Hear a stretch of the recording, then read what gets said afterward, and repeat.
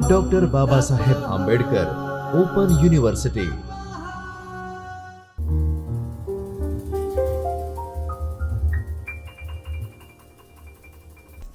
નમસ્કાર. Doctor Baba Saheb Ambedkar open યુનિવર્સિટીમાં અર્થશાસ્ત્ર વિભાગમાં આપનું સ્વાગત છે. વિદ્યાર્થી મિત્રો, આજરોજ આપણે પેપર નંબર 307 જાહેર અર્થશાસ્ત્ર અને આંતરરાષ્ટ્રીય વેપાર અંતર્ગત એકમ નંબર 9નો અભ્યાસ કરીશું. એકમ નંબર 9 ભારતમાં જાહેર દેવાના વલણોનો અભ્યાસ કરીશું. વિદ્યાર્થી મિત્રો, પબ્લિક ફાઇનાન્સ જાહેર વિત્ત વ્યવસ્થા અંતર્ગત અગાઉના લેક્ચર્સમાં આપણે અભ્યાસ કર્યો છે કે સરકારના આવક અને જાવકના પાસાઓનો જ્યાં અભ્યાસ થાય છે, બરાબર, તેને આપણે જાહેર વિત્ત વ્યવસ્થા એટલે કે જાહેર વિત્ત વ્યવસ્થા તરીકે ઓળખીએ છીએ.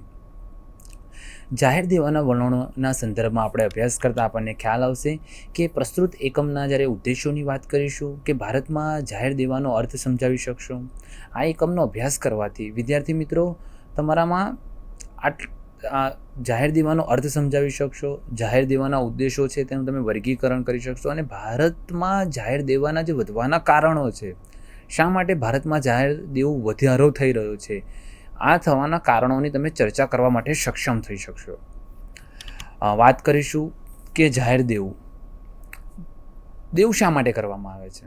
જો સામાન્ય અર્થમાં જો વિદ્યાર્થી મિત્રો આપણે વાત કરીએ ને કે દેવું ક્યારે કરવામાં આવે છે કે જ્યારે કોઈ વ્યક્તિ પાસે જ્યારે નાણું ન હોય અને એને જરૂરિયાત વધુ હોય તો એ શું કરશે? અન્ય પાસેથી નાણું લે છે, દેવું કરે છે. એ જ રીતે દેશના સંદર્ભમાં પણ આપણને આ જ વસ્તુ જોવા મળે છે કે આર્થિક વિકાસના કાર્યક્રમો કરવા માટે, સામાજિક સેવાઓ પૂરી પાડવા માટે, સંરક્ષણ ખર્ચ માટે, આકસ્મિક સંજોગોને પહોંચી વળવા માટે જાહેર ખર્ચમાં વધારો થયો છે. સરકારનો જે ખર્ચ છે એમાં દિવસે ને દિવસે વધારો થયેલો આપણને જોવા મળે છે.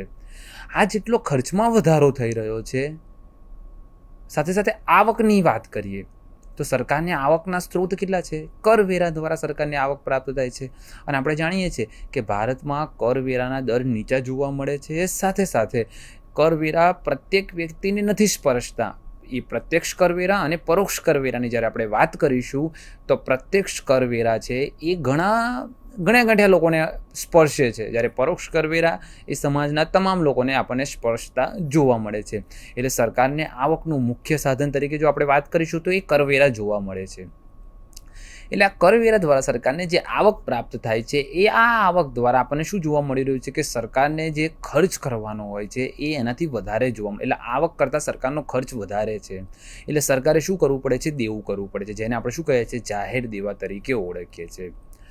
વિકસતા દેશોમાં રાજકીય અને આર્થિક કારણોસર કરવેરાનું ક્ષેત્ર તમને મર્યાદિત જોવા મળે છે.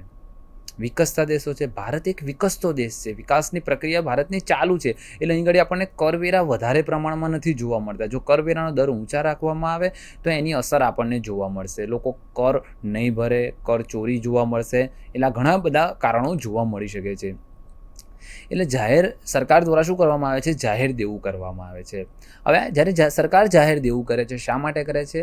જાહેર ખર્ચ કરવા માટે કરે છે, પ્રજાના જીવનમાં સુધારો કરવા માટે કરે છે, જીવન ધોરણમાં ઉચ્ચ પ્રકારનું જીવન ધોરણ પ્રાપ્ત કરવા માટે કરે છે, આકસ્મિક ખર્ચને પહોંચી વળવા માટે પણ શું કરે છે? સરકાર જાહેર દેવું કરે છે. સરકાર જ્યારે જાહેર દેવું કરે છે એ દેવું એને સમયસર વ્યાજ સાથે તેની ચૂકવણી પણ કરવાની હોય છે. એટલે એ દેવાનો આપણને બોજો રહે જ છે. સરકાર લોન, બોન્ડ, નાની બચત યોજના કે વિદેશી સહાય વગેરે દ્વારા શું કરે છે? જાહેર દેવું કરશે. હાલના સમયની વાત કરીશું તો જાહેર દેવું એ નાણાતંત્રનું કાયમી અંગ બની ગયું છે. તમે ગમે તે સરકારની વાત જોઈ લો, એ રાજ્ય સરકાર હોય કે કેન્દ્ર સરકાર હોય કે સ્થાનિક સ્વરાજ્યની સંસ્થા હોય, ત્યાં આપણને શું જોવા મળ્યું છે? જાહેર દેવામાં વધારો થયેલો જોવા મળે છે. વિદ્યાર્થી મિત્રો, અગાઉના લેક્ચર્સમાં આપણે આ ટોપિક પર અભ્યાસ કરેલ છે, તો તમે એ લેક્ચર જોશો તો તમને વધારે ખ્યાલ આવશે કે સરકાર શા માટે જાહેર દેવું કરે છે. વાત કરીશું કે જાહેર દેવા જે સરકાર કરે છે તેમાં આપણે આંતરિક અને બાહ્ય દેવું જોવા મળે છે. તો આપણે વાત કરીશું કે આંતરિક દેવું. આંતરિક દેવું એટલે કે એવું દેવું કે જે દેશની અંદર, જેમ કે સરકાર બોન્ડ દ્વારા, ટ્રેઝરી બિલ્સ દ્વારા કે અન્ય નાણાકીય સંસ્થાઓ દ્વારા જે લોન મેળવે છે, બરાબર, તો તેને આપણે શું કહીએ છીએ? આંતરિક દેવું. એટલે અંદર દેશના અંદરમાંથી જ કોઈ, એટલે જે રીતના બજારમાંથી લોન, એટલે કોઈ બેન્કો પાસે હોય, વીમા કંપનીઓ હોય, કોઈ ખાનગી વ્યક્તિઓ પાસેથી પણ લીધેલી હોય, નાની બચત યોજના જે રીતના કિસાન વિકાસ પત્ર છે, પ્રોવિડન્ટ ફંડ છે, પોસ્ટ ઓફિસની બચતો છે, મધ્યસ્થ બેંક પાસેથી ટૂંકા ગાળાની જે લોન લેવામાં આવે છે, આ પણ શું જોવા મળી રહ્યું છે? એ આંતરિક દેવું, કેમ કે દેશની અંદર જ કર્યું છે, કોઈ વ્યક્તિ પાસેથી, કોઈ સંસ્થા પાસેથી, કોઈ બેંક પાસેથી સરકાર દ્વારા બોન્ડ કે ટ્રેઝરી દ્વારા જે નાણું ભેગું કરવામાં આવ્યું છે તેને આપણે શું કહીએ છીએ? આંતરિક દેવા તરીકે ઓળખીએ છીએ. આ પણ એક દેવું છે, આની પણ ચૂકવણી કરવાની હોય છે, પણ દેશની અંદર જ ચૂકવણી કરવાની હોય છે. જ્યારે બાહ્ય દેવાની વાત કરીશું, બાહ્ય દેવું એટલે કે વિદેશી સ્ત્રોતમાંથી, જેમ કે વિદેશી બેંક હોય, વિદેશી સંસ્થાઓ કે વિદેશી સરકારો પાસેથી આપણે શું કરીએ છીએ? વિદેશી ચલણ જે લેવામાં આવે છે, જે નાણું લેવામાં આવે છે તેને આપણે શું કહીએ છીએ? બાહ્ય દેવા તરીકે ઓળખીએ છીએ. આ બાહ્ય દેવું આપણે જો વાત કરીશું તો વિદેશી નાગરિકો પાસેથી લઈએ, વિદેશી સરકાર પાસેથી, વિદેશી બેંકો, પેઢીઓ કે સંસ્થા પાસેથી લોન સ્વરૂપે લઈએ. અધરવાઇઝ આપણે કોઈ આંતરરાષ્ટ્રીય સંસ્થાઓની વાત કરીશું, એટલે કે આંતરરાષ્ટ્રીય નાણાં ભંડોળ છે, વિશ્વ બેંક છે, આંતરરાષ્ટ્રીય વિત્ત મંડળ છે, આંતરરાષ્ટ્રીય વિકાસ સંગઠન છે. આ જે સંગઠનો છે અહીંથી સરકાર દ્વારા શું કરવામાં આવે છે? જે નાણાં લેવામાં આવે છે તે આપણે શું કહીશું? તેને આપણે બાહ્ય દેવા તરીકે ઓળખીએ. કેમ આ દેવું બાહ્ય કેમ છે? કે આપણે દેશની બહારથી કોઈ અન્ય દેશ પાસેથી, અન્ય કોઈ નાણાકીય સંસ્થાઓ પાસેથી શું કર્યું છે? નાણું લીધું છે. એટલે આપણે એને શું કહીએ છીએ? બાહ્ય દેવા તરીકે ઓળખીએ છીએ. વિદ્યાર્થી મિત્રો, અહીં ગાડી આ જાહેર દેવું કોણ કરે છે? જો વ્યક્તિગત દેવું એટલે કોઈ વ્યક્તિનું, કદાચ મારી વાત કરું, બરાબર ને, તો મારા દ્વારા જો કોઈ પાસેથી ઉછીના પૈસા બેંક પાસેથી લેવામાં આવે તો એ મારું વ્યક્તિગત દેવું થઈ ગયું કહેવાય. પણ એ તો સરકારનું દેવું છે. સરકારમાં જે હાલમાં જે સરકાર હશે એ દેવું કરે છે, એ દેવું કોણે ભરવાનું હોય છે? સરકારે જ ભરવાનો છે. એટલે એ સરકાર પછી કોઈ નવી સરકાર રચાય કે એની જ સરકાર તો એ સરકારે શું કરવાની છે? એની સમયસર નિયમ અનુસાર ચૂકવણી કરવાની હોય છે. એટલે જાહેર દેવું કોણ કરે છે? એક તો કેન્દ્ર સરકાર દ્વારા, રાજ્ય સરકાર દ્વારા અને જે સ્થાનિક સ્વરાજ્યની સંસ્થાઓ જે દેવું કરે છે એ દેવાને આપણે શું કહે છે? જાહેર દેવા તરીકે ઓળખીએ છીએ. હવે જાહેર દેવું શા માટે થાય છે? વિદ્યાર્થી મિત્રો, આ મનમાં પ્રશ્ન ઉદ્ભવે.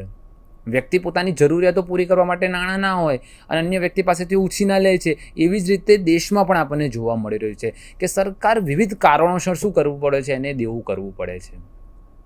એક તો આર્થિક વિકાસની યોજનાઓ માટે. સરકારનો ઉદ્દેશ શું છે? આર્થિક વિકાસ કરવાનો છે. એટલે દેશના આર્થિક વિકાસમાં માળખાગત સુવિધાઓ જેવી કે રેલવે, રસ્તા, બંદરોનો વિકાસ કરવા, શિક્ષણ છે, આરોગ્ય છે અને અન્ય કલ્યાણકારી યોજનાઓ પર જે ખર્ચ કરવા માટે સરકાર શું કરે છે? જાહેર દેવું કરે છે. વિદ્યાર્થી મિત્રો, હમણાં જ આપણે વાત કરી કે સરકાર દેવું શા માટે કરે છે? કે સરકારની આવક ઓછી છે. સરકારની મુખ્ય આવક કરવેરા દ્વારા જ પ્રાપ્ત થાય છે અને જે કરવેરા દ્વારા જે આવક પ્રાપ્ત થાય છે એ આવકથી સરકાર પ્રજાના કલ્યાણના કાર્ય નથી કરી શકતી. બીજું, રાજકોષીય ખાધની વાત કરીશું. એટલે સરકારની આવક જે કરવેરા અને અન્ય સ્ત્રોતમાંથી તેના ખર્ચ કરતાં ઓછી હોય ત્યારે રાજકોષીય ખાધ થાય છે. તેને પહોંચી વળવા પણ શું કરવું પડે છે? સરકારે દેવું કરવું પડે છે. આકસ્મિક સંજોગો જેવી રીતના કુદરતી આફતી આવી ગઈ, પૂર આવી જવું, દુષ્કાળ થવો, ભૂકંપ આવો, કોઈ મહામારી જેવી રીતના COVID-19 આવી ગયું, અધરવાઇઝ યુદ્ધ જેવી અત્યારે જ્યારે ભારત અને પાકિસ્તાનની જે યુદ્ધની પરિસ્થિતિ આપણને જોવા મળી હતી, બરાબર, તો આ સંજોગોમાં આપણે શું કરવું પડે છે? ખૂબ જ મોટા પ્રમાણમાં ખર્ચ કરવો પડે છે. અને આ ખર્ચ કરવા માટે જો આપણી પાસે નાણું ના હોય તો આપણે શું કરવું પડશે? દેવું કરવું પડશે. એટલે ત્યારે દેવું કરવું ખૂબ જ જરૂરી બનતું આપણને જોવા મળે છે.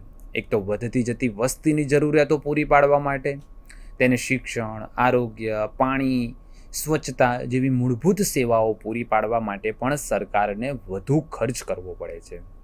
સાથે સાથે આપણે જાણીએ છીએ કે જાહેર દેવું શા માટે કરે છે? કે શહેરીકરણ, શહેરી વિસ્તારો છે ત્યાં માળખાગત સુવિધાઓ અને સેવાઓ પૂરી પાડવા માટે પણ શું કરવામાં આવે છે? મોટા પ્રમાણમાં. તમે દેખો અત્યારે અમદાવાદની વાત કરીએ તો અમદાવાદમાં ખૂબ જ મોટા પ્રમાણમાં શું સુવિધાઓમાં વધારો કરવા માટે સરકાર દ્વારા શું કરવામાં આવ્યું છે? ખૂબ જ મોટા પ્રમાણમાં ખર્ચ કરવામાં આવે છે. જેને તમે બુલેટ પ્રોજેક્ટનો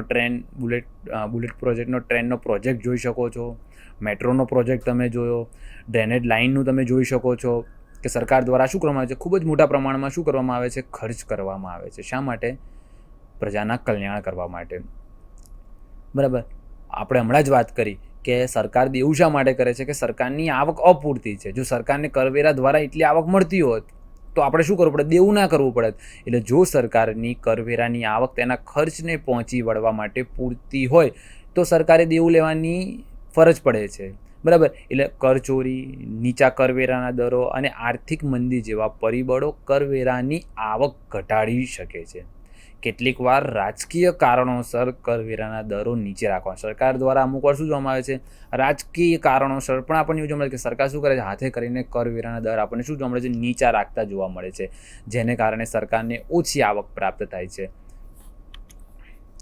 હવે આપણે વાત કરીશું વિદ્યાર્થી મિત્રો કે જાહેર દેવાની અસરો.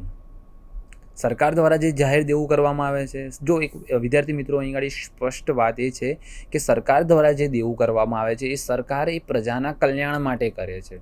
પ્રજાને સારામાં સારું જીવન ધોરણ પ્રાપ્ત થાય, સારામાં સારી એની ગુણવત્તા સભર શિક્ષણ પ્રાપ્ત થાય, આરોગ્ય પ્રાપ્ત થાય, એના માટે આપણને જોવા મળે છે.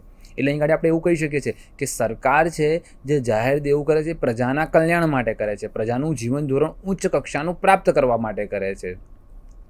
એટલે સરકાર દ્વારા શું કરવામાં આવે છે, જે દેવું કરવામાં આવે છે. એટલે આ જાહેર દેવું જ્યારે સરકાર કરે છે ત્યારે તેની સકારાત્મક અને નકારાત્મક બંને અસરો આપણને જોવા મળે છે. સરકાર દ્વારા જે દેવું કરવામાં આવે છે એ દેવાનો જો ઉપયોગ ઉત્પાદકીય પ્રવૃત્તિ અને આર્થિક વિકાસ માટે કરવામાં આવે તો એ લાભદાયક સાબિત. એટલે સરકાર દ્વારા જે દેવું કરવામાં આવે છે એ કેવું છે, ઉત્પાદકીય, કે તેના દ્વારા શું કોઈ ઉત્પાદકીય પ્રવૃત્તિ થતી હોય, બરાબર, આર્થિક વિકાસ માટે કરવામાં આવતું હોય તો એ આપણા માટે લાભદાયી થઈ શકે છે. જો કે બિન ઉત્પાદકીય ખર્ચ માટે સરકાર દ્વારા જે દેવું કરવામાં આવ્યું છે તેના દ્વારા સરકારને કોઈ પણ પ્રકારની આવક નથી પ્રાપ્ત થવાની, બરાબર. તો એ શું જોવા મળશે, તો તે ફુગાવો અને વ્યાજનો બોજ વધારી શકે છે અને ભવિષ્યની પેઢીઓ ઉપર બોજ લાદી શકે છે. સરકાર દ્વારા જે આ દેવું કરવામાં આવે છે, જો સરકાર દેવું કરે છે અને જો સરકારને ત્યાંથી આવક મળશે તો શું જોવા મળશે, એ આવકમાંથી સરકાર શું કરશે, ધીરે ધીરે એ દેવાની ચૂકવણી કરી નાખશે. પરંતુ સરકારે દેવું કર્યું છે ત્યાંથી એને કોઈ પણ પ્રકારની આવક પ્રાપ્ત નથી થવાની. તો એ દેવાનો જે બોજો છે એ આવનારી પ્રજા એટલે વર્તમાન પ્રજાને પણ ભોગવવો પડે છે, સાથે સાથે આવનારી જે ભવિષ્યની જે વસ્તી છે, જે ભવિષ્યની પેઢી છે એના ઉપર શું થાય છે, આપણને લાદેલો જોવા મળે છે. એટલે સામાન્ય રીતે જો આપણે વાત કરીએ તો જાહેર દેવું ત્યારે ફાયદાકારક છે જ્યારે તેનો ઉપયોગ સરકાર દ્વારા જે દેવું કરવામાં આવે છે, બરાબર, એ ખૂબ જ જરૂરી છે, પણ એ દેવું ઉત્પાદકીય અને વિકાસલક્ષી પ્રવૃત્તિ માટે થાય તો એ સૌથી સારામાં સારી બાબત છે કે સરકાર દ્વારા જે દેવું કરવામાં આવશે એ દેવું ઉત્પાદકીય અને વિકાસલક્ષી પ્રવૃત્તિ, એટલે સરકાર જે વિકાસ માટેની પ્રક્રિયા, વિકાસ માટે જે નાણાં ખર્ચ કરશે અને તેના દ્વારા વિકાસની પ્રક્રિયા, એટલે જો રોડ, રસ્તા, વાહન વ્યવહારની સગવડોમાં સરકાર દ્વારા જે સુધારા કરવામાં આવે તો એના પરિણામ ફળ સ્વરૂપ આપણને શું જોવા મળે છે, સરકારને ત્યાંથી આવક પણ પ્રાપ્ત થશે. એટલે વિકાસલક્ષી પ્રવૃત્તિ માટે થાય અને દેવાનું સ્તરને નિયંત્રણ રાખી શકાય છે. જો કે દેવું અનિયંત્રિત રીતે વધે, આપણે જ્યારે કોઈ પણ દેશ છે દેવાનું પ્રમાણ વધતું ને વધતું આપણને જોવા મળે, તે કોઈ પણ દેશ માટે આપણને શું જોવા મળે છે, કોઈ પણ દેશના અર્થતંત્ર માટે એક ગંભીર સમસ્યા ઊભી કરી શકે છે. એટલે આપણે અહીં આગળ એવું કહી શકીએ છીએ કે સરકાર દ્વારા જો જે જાહેર દેવું કરવામાં આવે છે, આપણે કોઈ અન્ય નાણાકીય સંસ્થાઓ પાસેથી, અન્ય કોઈ વ્યક્તિ પાસેથી દેવું કરતા જ જઈશું તો એના પરિણામ ફળ સ્વરૂપ આપણને એની ગંભીર અસરો પણ ઉદ્ભવેલી જોવા મળે છે. તો વિદ્યાર્થી મિત્રો, અહીં આજ આપણે અભ્યાસ કર્યો કે ભારતમાં જાહેર દેવાના વલણોના સંદર્ભમાં કે સરકાર દ્વારા જે દેવું કરવામાં આવે છે શા માટે, પ્રજાને સારામાં સારું સુખાકારી પ્રાપ્ત થાય, સારામાં સારું ઉચ્ચ પ્રકારનું જીવન પ્રાપ્ત થાય. તો મળીએ આપણે હવે પછીના નેક્સ્ટ લેક્ચરમાં. નમસ્કાર. स्वाध्यायः परमः